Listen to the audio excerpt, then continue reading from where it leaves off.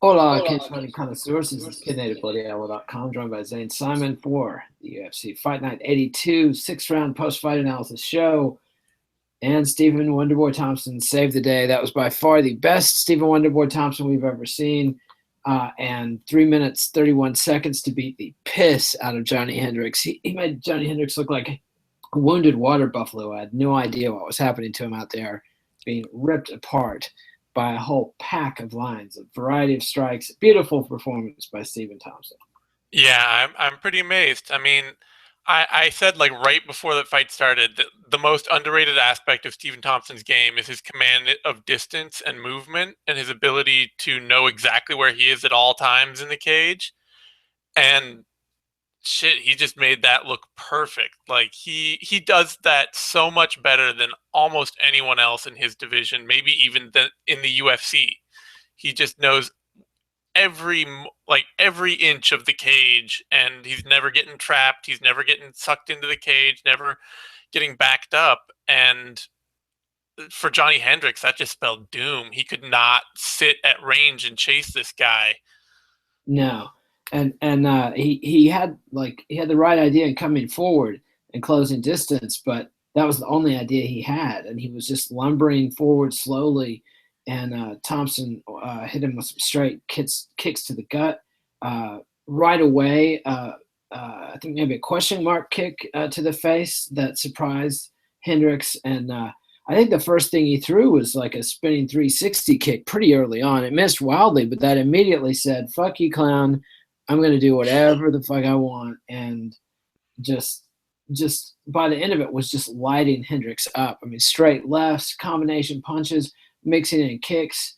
Just a great performance and really saved the card. I mean, this thing it's 1 a.m. Eastern time now. It dragged on way longer. Three straight decisions.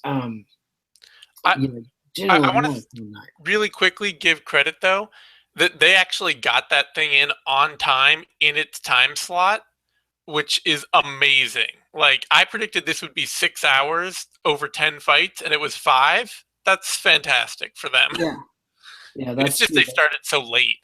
Yeah, they did get it moving. They started right on time as far as what would have been the main card. The last four fights they started, so they did pad that out because the Benavidez Makovsky started when the pay per view would normally start, and that's only four fights or five fights on most pay per view cards. Yes, the rest of the card, the Roy Nelson and Jared Rolsholt, dead zone, no action, utterly devoid of interest.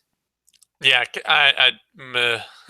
Yeah, I mean, yeah, nobody did anything, but I'm glad Nelson got the win because he was trying to be aggressive, and it just seemed like the punch he had planned out for his entry punch was something Rochold could disrupt at will. So it just Yeah, never I worked out. actually thought Rochelt should have got the win, but just because I thought he while he was backing up and looked totally, gun shy the whole time, every time he actually did commit and sit down, he hit Roy Nelson three or four times and made Roy Nelson miss a lot. He just didn't do it that often, and No, I'm not gonna die on the Jared Rochold hill. I no. thought he should have won, but I could not care less. Yeah, his approach to fighting is so boring, and it creates, combined with his look and his physique, it creates just this vibe of ugh, and I don't want to see it, and it's not fun. And I wanted to see Roy Nelson knock him out, but Roy Nelson has been not that entertaining for a while. He needed the win.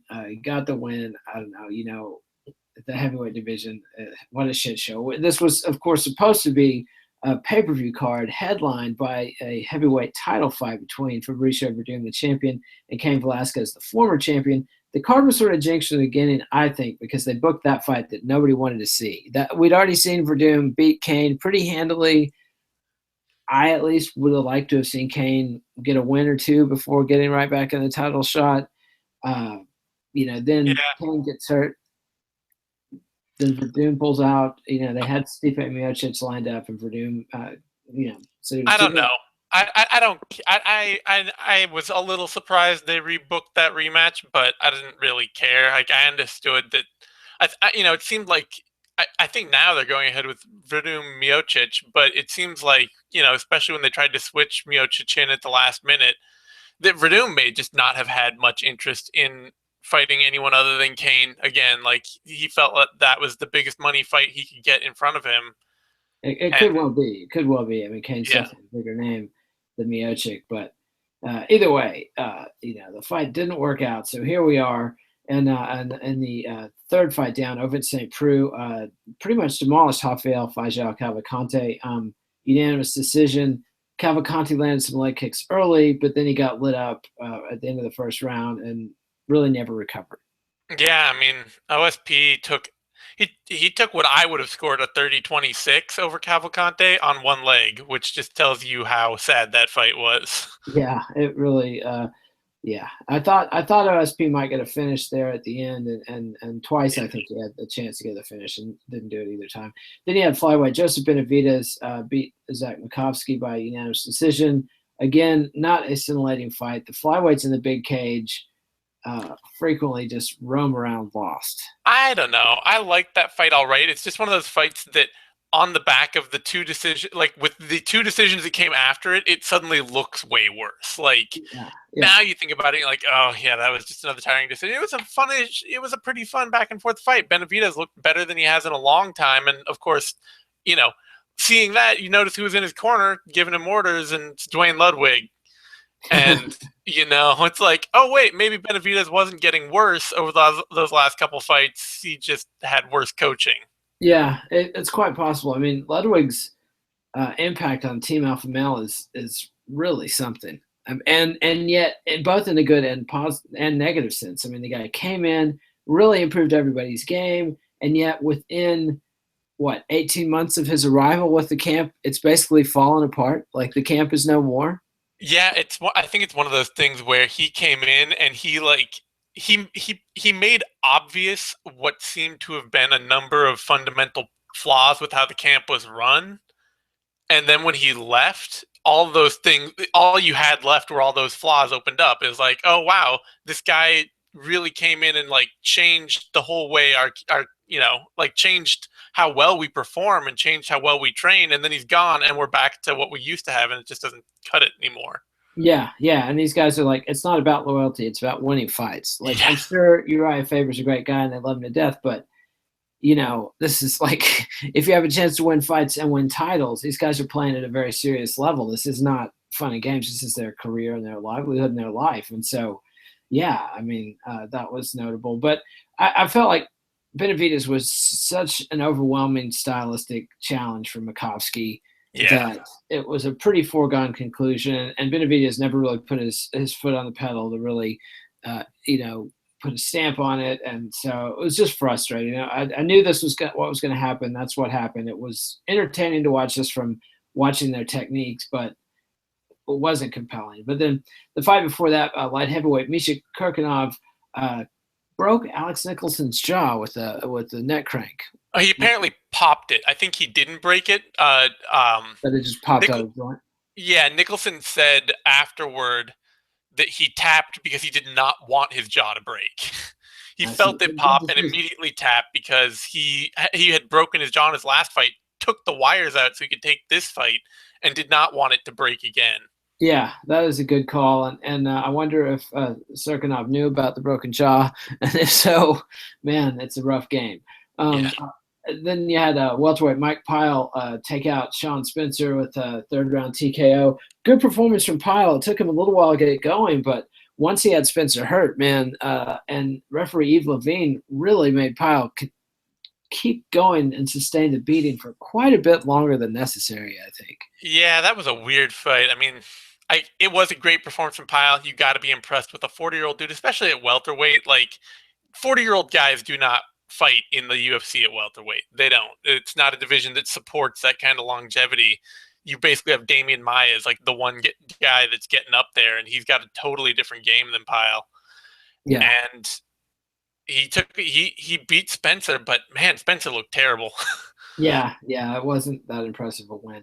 And then the preliminary card headliner was lightweight Josh Berkman dropping down, beating KJ Nunes. A dominant performance by Berkman.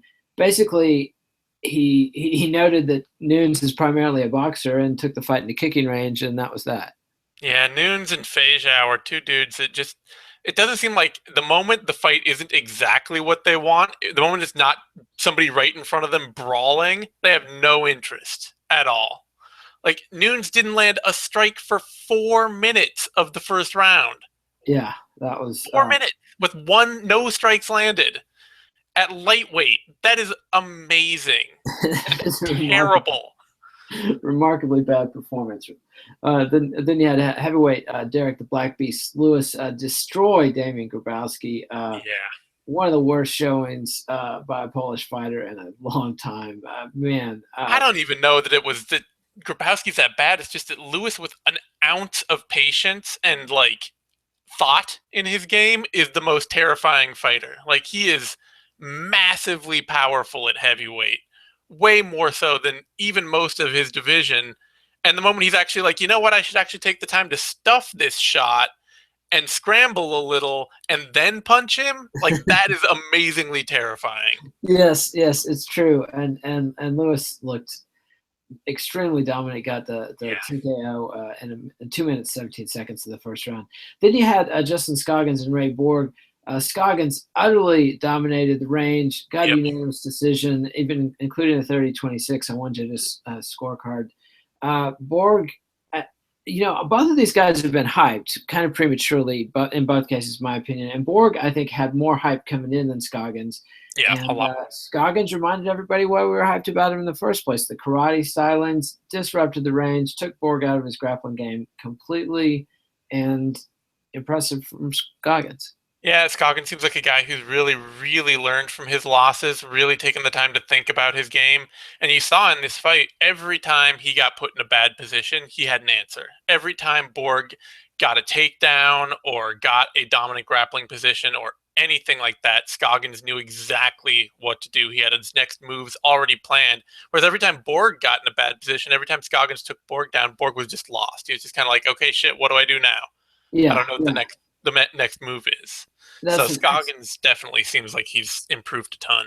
Yeah, he really had, and that's a good point because it's not like Borg got completely shut out or never did anything. It's just that anytime he did do something effective, Scoggins reversed it immediately. Yeah. Which it's got to be really demoralizing, especially when on the feet, Scoggins' karate command of range. I mean, it's a good night for karate fighters. I think Scoggins and Stephen Thompson were two of the most impressive performances on there. I put him, Joseph Benavidez would be the only other person I put in that category.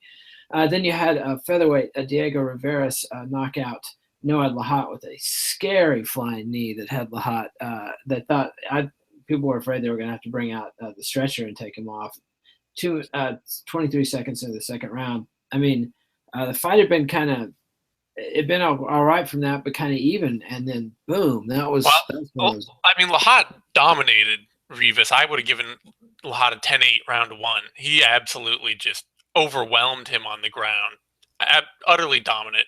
Rivas didn't look like he belonged in the cage. And then, I mean, that's the second flying knee KO of Lahat's career. That's the kind of stuff where you might start thinking, how badly do I want to fight? How badly, do I make enough money to do this? Because I've been knocked out cold twice now at the bottom end of the UFC. And, like, you got knocked out by a dude who was, like, probably the least talented guy on Tough Latin America. So that's a harsh assessment, but yeah, that's a fair one. And he got knocked out just bad. Yeah.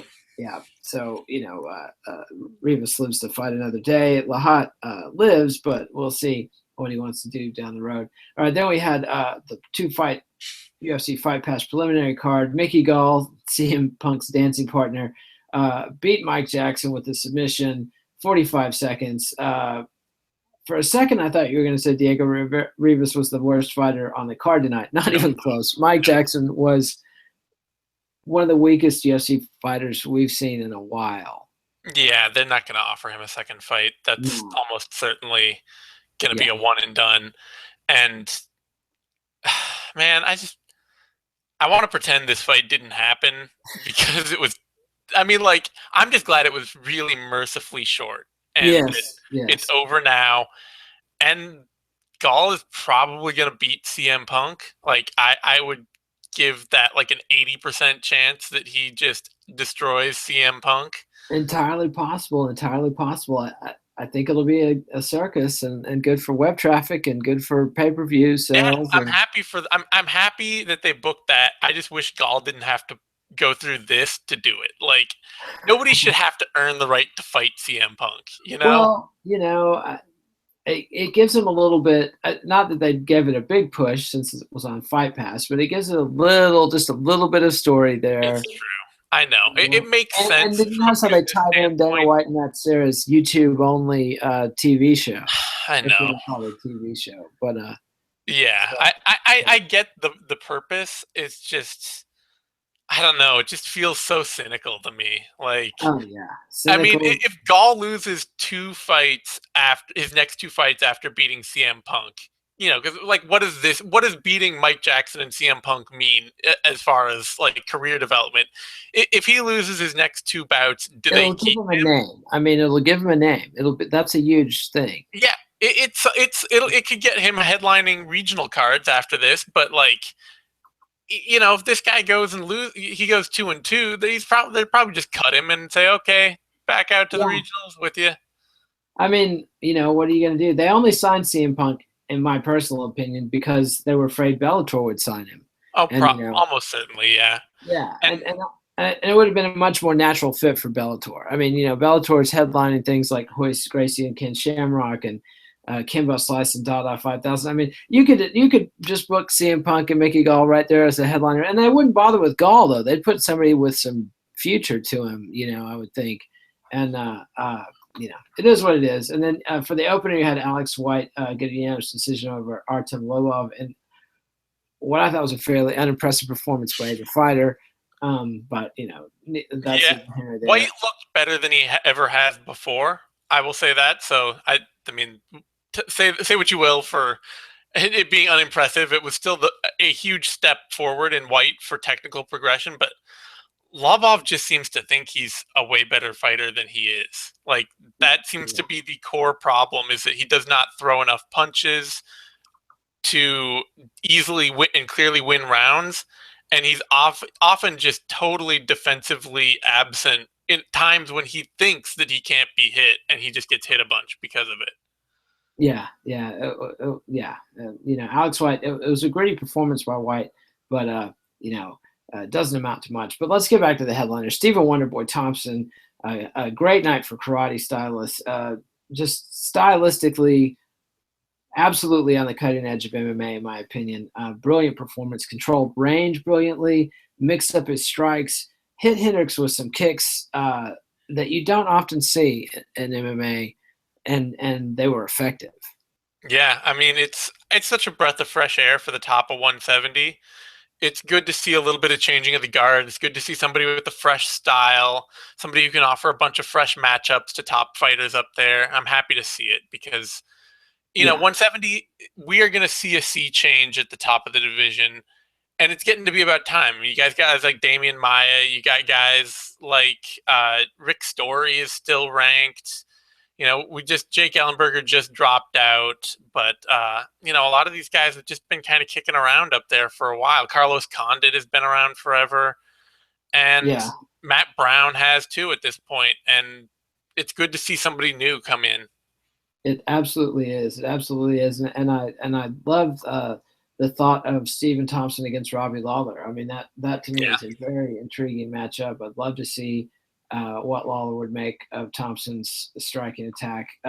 Because Lawler at his best, the Lawler we saw against Roy McDonald, I think would have a very interesting approach to Stephen Wonderboy Thompson. But the lazy Robbie Lawler that we kind of saw come back against Carlos Condit, I don't know how he would handle Thompson. I mean, he's definitely going to have to put his thinking cap on.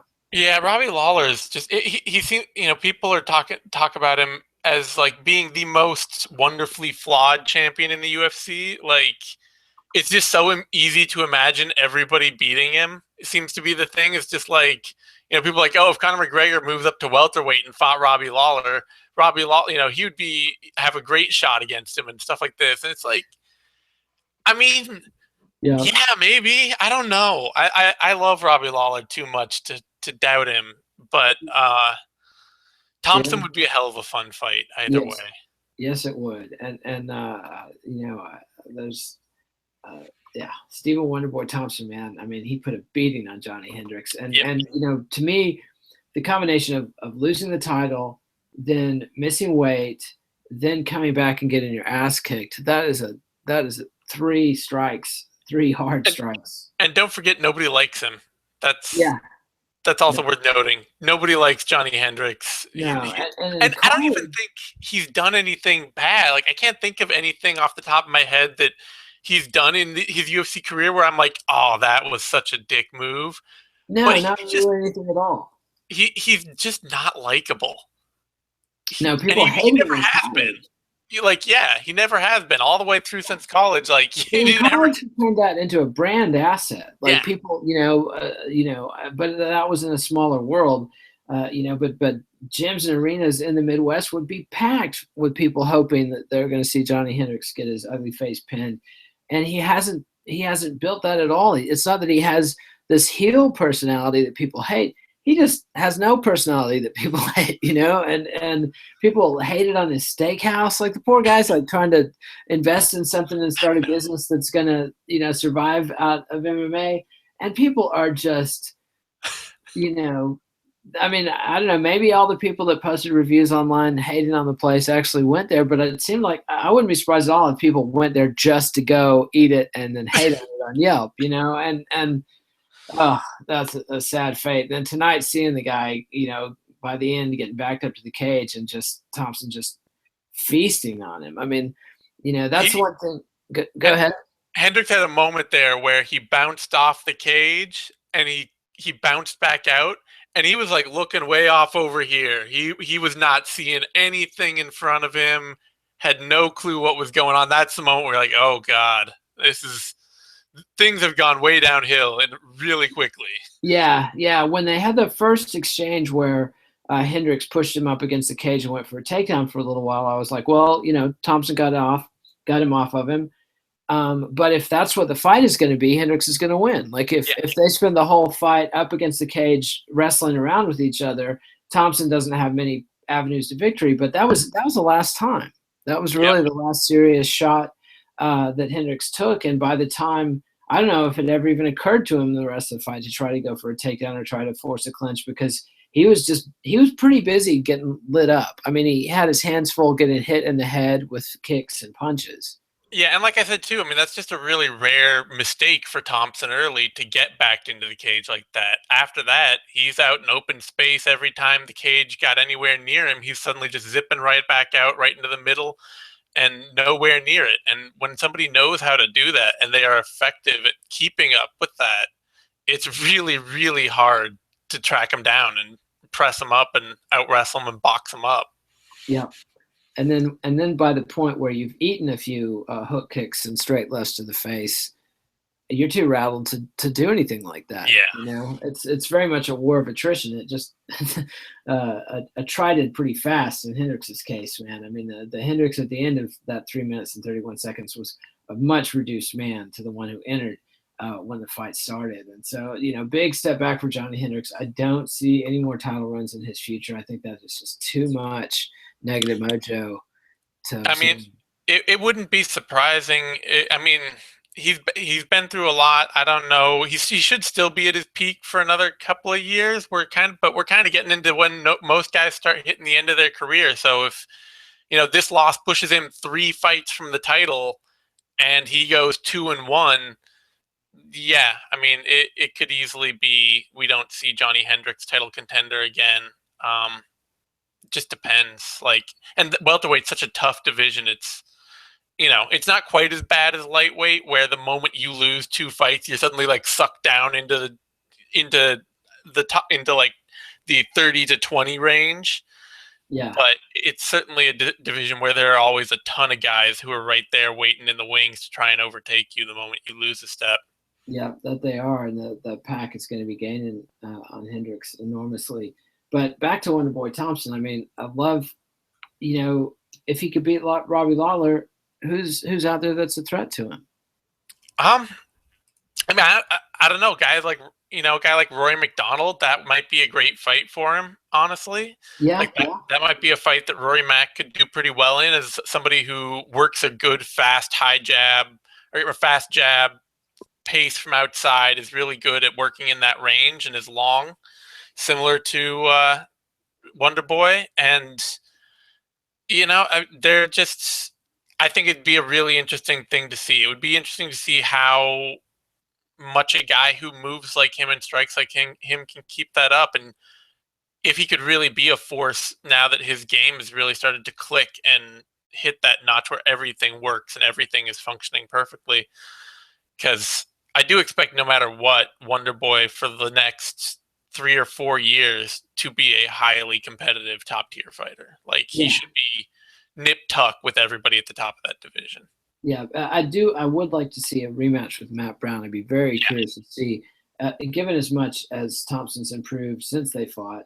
And honestly, I watched that fight again a couple months ago, and it's a much closer fight than people remember, I think. I mean, Thompson had his moments in that fight, and it was sort of like seeing somebody have a car wreck and recover, like he I think he was viscerally shocked by the brutality of Matt Brown when he first, and I don't think he'd been pushed that much in his kickboxing and karate careers. And so he didn't come back enough to win the fight, but he did come back enough to hurt Brown a few times, and he stayed in the fight. And that was 2 years into Thompson's pro career. Like, he was an MMA neophyte at a time when Matt Brown had been fighting for 7 or 8 years. This is a fight that 9 times out of 10 he is going to lose that battle, just because he's in with a vet that's way more experienced than him, and is at the time, and became immediately a top tier welterweight. Like, Matt Brown since then has been also nip tuck with the top of the division, has been a top 5 guy. Yep. So there's no surprise in him losing that fight and then continuing to improve and get a lot better after it. No, definitely not. But at this point, I would be inclined to pick Thompson, unless Brown comes out and gives a great performance in his next fight. But Thompson looked like he has solved a lot of those problems he had early on in his career, and especially knows when to put his foot on the pedal and go for it. When he's got somebody hurt or got somebody stunned, he's kind of like, oh, I've got a wide palette of strokes I can use in this situation. I mean, I've got a lot of arrows in my quiver, and I'm just gonna unload on you with something fun and hurt you. And that was nice. It was a really good performance from Stephen Wonderboy Thompson. I'm curious to see whether the Verdum Kane pay-per-view going to Fox Sports 1 probably meant more eyeballs were on this fight than would have been if it had been a pay-per-view. Oh yeah, I mean, there's no way this did less than 100,000 views, or 100,000 viewers. On its non-UFC Saturday easily could. So, it's like just getting on Fox Sports 1, it's no guarantee of a mass audience. I mean, they have shows, some of my Cowherd shows and stuff I was reading, and Deadspin got 32,000 viewers, and it's just like, wow. So, but yeah, more people saw it, but there was less of an aura, and I think probably few people are going to be reading about it and following what happened. And so, but it will be some exposure to casual fans, whether that translates into real interest in making Thompson a star. I think he's got the fighting style to be a star. I don't know if he's got the persona, but definitely adds a lot of interest to a division that. Yeah, I think he's got what it takes to be a UFC star in the way that we think of classic, like Benson Henderson style. Oh yeah. Henderson headlined almost every card he fought on for the last 5 years, and regularly was a decent TV draw for the UFC. He was big in the way that the UFC can make somebody big, but he was not ever going to be some breakout, amazing. Crossing boundaries talent.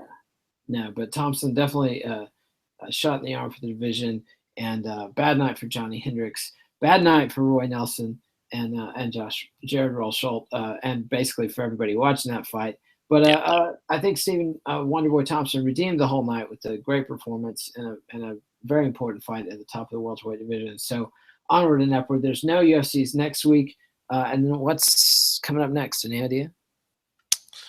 Next up is the Cerrone, isn't it the Cerrone Pittsburgh card? I believe the Cowboy versus Cowboy.